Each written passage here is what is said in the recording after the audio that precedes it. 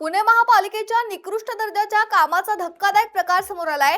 3 दिवसांपूर्वी याच रस्त्यावरून दुचाकीवरून जाताना 10 वर्षाच्या मुलाचा मृत्यू झाला होता। त्यानंतर या ठिकाणी डांबरीकरण केलं जात आहे। हे डांबरीकरण अवघ्या 2 दिवसातच हाताने उखडल्याचा प्रकार समोर आलाय।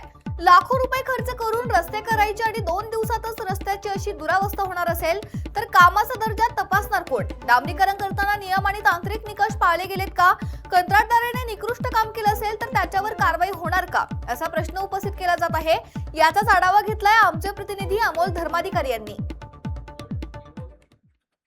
हळुंगे बालेवाडी रस्त्यावर एका मुलाचा याच ठिकाणावरून जात असताना दुचाकीवरून घसरून त्याचा मृत्यू झाला आणि त्यानंतर आपण पाहतोय की प्रशासनाकडून या ठिकाणी आता डांबरीकरण असेल किंवा रस्ता रुंदीकरण असेल हे करण्याचं काम केलं गेलं, पण दर्जा आपण पाहतोय किती निकृष्ट पद्धतीचा दर्जा आहे ते आपल्याला या दृश्यांमधून पाहायला मिळते। समोरच्या बाजूला आपण पाहतोय की जो डांबर या ठिकाणी टाकण्यात आलेलं होतं ते कशा पद्धतीने, म्हणजे त्याचा थर जर आपण पाहिला तर वर खाली असा तो थर आहे आणि त्याचबरोबर जर या ठिकाणावरून गाडी गेली तर हे संपूर्ण जे डांबर आहे किंवा या खडी आहेत ते सुद्धा खाली जात आहेत, म्हणजे एकदम निकृष्ट दर्जाचा, आणि त्याला भेगा सुद्धा आहेत त्या सुद्धा पडलेल्या आहेत। एखादी गाडी जर गेली तर ते डांबर आणि ती खडी आहे ते सुद्धा कसं खाली जाते हे आपल्याला या दृश्यांमधून पाहायला मिळते। इथले स्थानिक नागरिक आपल्या सोबत आहेत। कधी केले हे परवाच्या दिवशी झालेलं काम आहे।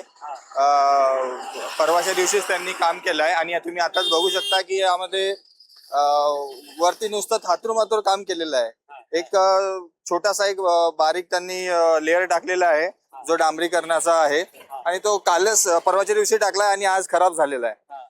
कमीत कमी शासनाने काम केलं आहे तर ते एक चांगल्या दर्जाचं काम करायला पाहिजेत, जेणेकरून तुम्ही फक्त हे वरचे जे तुम्ही गड्डे बुजवत आहेत तर ते तरी व्यवस्थित बुजवा, हा हेच आमचं म्हणणं आहे। कारण की प्रशासनाने याची जर काळजी घेतली लोकांचे जीव वाचेल। एका स्तरावर पण हे दिसत नाहीये केलेलं, वर खाली दिसतंय। जसे हे खड्डे पडलेले होते त्यावरच फक्त डांबरीकरणाचा एक छोटासा एक लेअर टाकून दिला आणि निघून गेलेत। सर्वजण इथं फक्त पळ काढण्याचं काम करतायत। कमीत कमी जो रस्ता आहे तो तरी व्यवस्थित केला तर बरं होईल। परवा जी दुर्घटना घडली त्या लहान मुलाचा मृत्यू झाला त्यानंतर इथं अपघात झालेत का परत?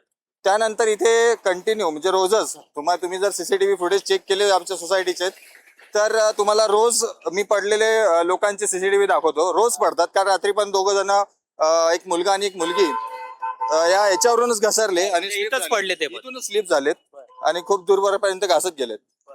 यावर लवकरच काहीतरी करायला पाहिजे।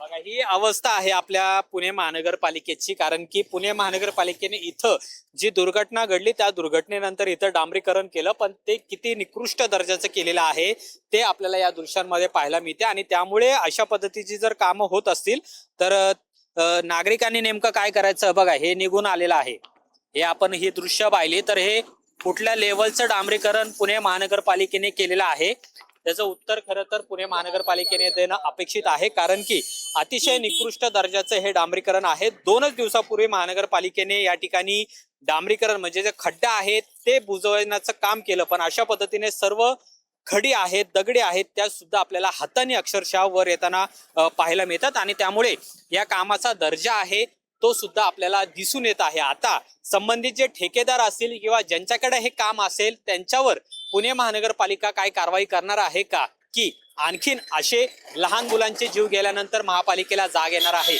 असा सुद्धा सवाल आहे तो आता स्थानिक विचारू लागलेले आहेत। कॅमेरामन रोहित वनकट्टेसह अमोल धर्माधिकारी, LS मराठी, म्हाळुंगे बालेवाडी।